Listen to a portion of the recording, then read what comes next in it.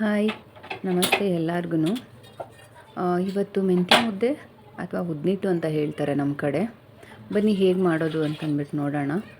ಒಂದು ಪಾತ್ರೆನ ಇಟ್ಕೊಬೇಕಾಗುತ್ತೆ. ಒಂದು ಪಾತ್ರೆ ಇಟ್ಕೊಂಡು 2 ಲೋಟ ನೀರು ಹಾಕ್ಕೊಂಡಿದ್ದೀನಿ. ಅದಕ್ಕೆ 1.5 ಉಂಡೆ ಬೆಲ್ಲ ಹಾಕ್ಕೊಂಡಿದ್ದೀನಿ. ಅದನ್ನು ಸ್ವಲ್ಪ ಕುದಿಯೋದಕ್ಕೆ ಬಿಡಬೇಕು. ಬೆಲ್ಲ ಎಲ್ಲ ಕರಗಬೇಕು.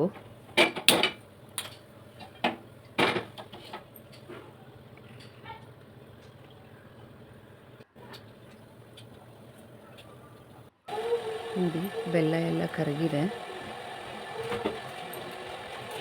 ಅದು ಸ್ವಲ್ಪ ಕುದಿ ಬರಬೇಕು.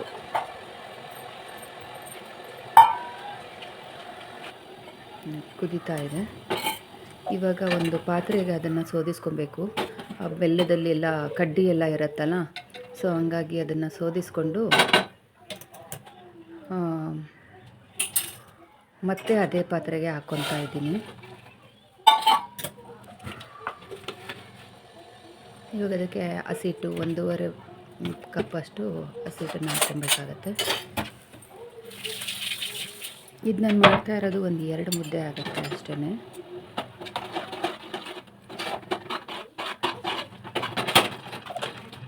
ಇದು ಮಧ್ಯದಲ್ಲಿ ಬೇಕಾದರೆ ಸ್ವಲ್ಪ ಕಡಿಮೆ ಆಯಿತು ಹಸಿಟ್ಟು, ಇನ್ನೊಂದು ಸ್ವಲ್ಪ ಹಾಕ್ಕೋಬೋದು.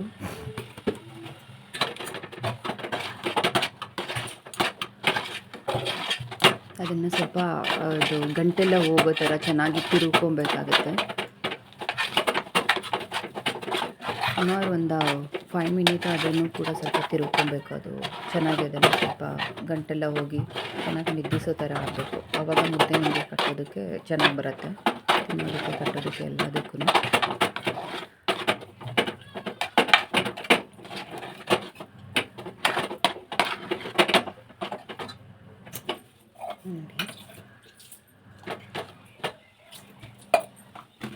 ಇವಾಗ ಸ್ವಲ್ಪ ಅದನ್ನು ಬೇಯೋದಕ್ಕೆ ಬಿಡಬೇಕು. ಒಂದು ಪ್ಲೇಟೆಲ್ಲ ಮುಚ್ಚಿಬಿಟ್ಟು ಬೇಯೋದಕ್ಕೆ ಬಿಡಬೇಕು. ಸುಮಾರು 3 to 4 ಮಿನಿಟ್ ಆದ್ರೂ ಬೇಯಬೇಕು ಅದು ಸ್ವಲ್ಪ. ಇವಾಗ ನೋಡಿ, ಅದೆಲ್ಲ ಬೆಂದಿದೆ. ಕೈಗೆಲ್ಲ ಅಂಟ್ತಾ ಇಲ್ಲ. ಹೆಂಗೆ ಬಂದಿದೆ ಅಂತ ಗೊತ್ತಾಗುತ್ತೆ ಅಂತಂದರೆ ಕೈಗೆಲ್ಲ ಅಂಟ್ಕೊತಾ ಇಲ್ಲ.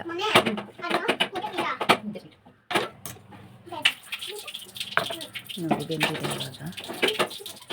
ಇವಾಗ ಅದನ್ನು ಮುದ್ದೆ ಮಾಡ್ಕೊಳ್ಳೋಣ.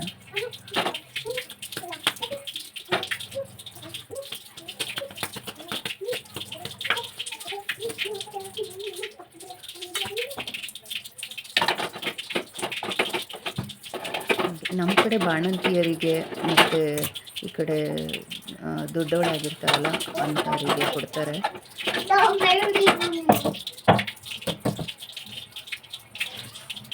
ಸೊ ಕೆಲವೊಂದು ಕಡೆ ಇದನ್ನು ಮೆಂತ್ಯ ಮುದ್ದೆ ಅಂತಾರೆ, ನಮ್ಮ ಕಡೆ ಇದನ್ನು ಉಪ್ಪಿಟ್ಟು ಅಂತಂದ್ಬಿಟ್ಟು ಹೇಳ್ತಾರೆ. ಸೊ ನೋಡಿ, ಮುದ್ದೆ ರೆಡಿ ಆಯಿತು. ನನ್ನ ಮಗಳಿಗಂತೂ ಇದು ತುಂಬಾ ಇಷ್ಟ. ಇದಕ್ಕೆ ತುಪ್ಪ ಹಾಕ್ಕೊಂಡು ತಿಂತಾಯಿದ್ರೆ ಬೆಳಗಿನ ಬ್ರೇಕ್ಫಾಸ್ಟು.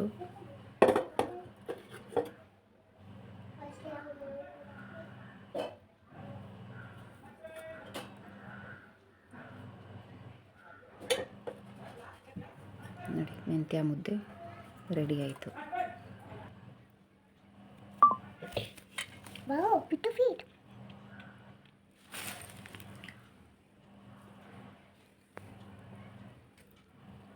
ಇವಳಿಗಂತೂ ತುಂಬಾ ಇಷ್ಟ ಇದು. ಅವಳು ಸ್ವೀಟ್ ಮುದ್ದೆ ಮಾಡಿಕೊಡು ಅಂತ ಹೇಳ್ತಾ ಇರ್ತಾಳೆ. ನಮಸ್ತೆ, ಬಾಯ್.